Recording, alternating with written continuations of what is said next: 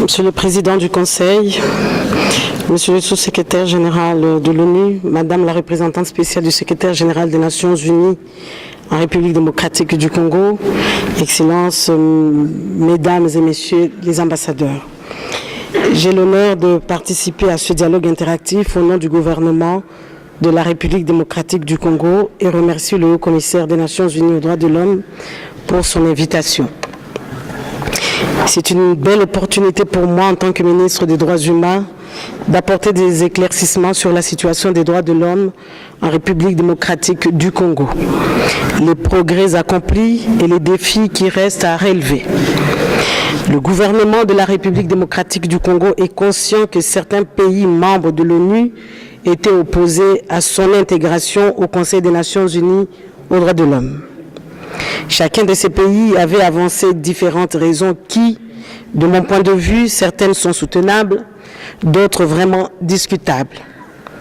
Mais le plus important aujourd'hui, c'est que la République démocratique du Congo siège au Conseil des Nations Unies aux droits de l'homme depuis le début de cette année pour un mandat de 3 ans.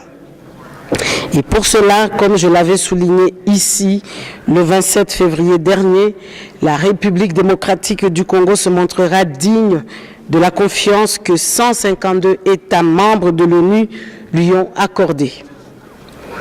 Je reconnais que la tâche ne sera pas facile pour nous, comme dans tous les pays du monde où le strict respect, la protection et la promotion des droits de l'homme demeurent un défi quotidien. Chaque jour qui passe, nous nous réveillons avec la ferme volonté de faire mieux et dans la pratique, nous faisons beaucoup d'efforts pour améliorer la situation des droits de l'homme dans notre pays. Nous corrigeons également nos erreurs et avançons avec le soutien personnel du président de la République, Joseph Kabila. Nos échanges francs et constructifs avec Madame Leïla Zerougui, représentante spéciale du secrétaire général des Nations Unies en République démocratique du Congo et le Bureau conjoint des Nations Unies aux droits de l'homme nous permettent ensemble de mieux affronter les problèmes et d'y trouver des remèdes appropriés. Le gouvernement de la République démocratique du Congo apprécie également sa collaboration avec les ONG de défense des droits de l'homme, avec qui je reconnais la tâche n'est pas toujours facile. Mais nous faisons de notre mieux pour que les ONG, qui de mon point de vue sont des gardiens, qui nous alertent à chaque fois que les choses ne vont pas comme il se doit, exercent sans être inquiétés par qui que ce soit. Et leur rôle, que nous souhaitons constructif, devrait également servir à l'éducation de la population, non seulement sur leurs droits, mais également sur leurs devoirs en tant que citoyens d'une nation. J'ai suivi avec attention particulière et entendu des critiques et reproches envers le gouvernement de la République démocratique du Congo. Nous regrettons profondément que plusieurs personnes aient trouvé la mort au cours des manifestations publiques organisées l'année dernière et au début de cette année.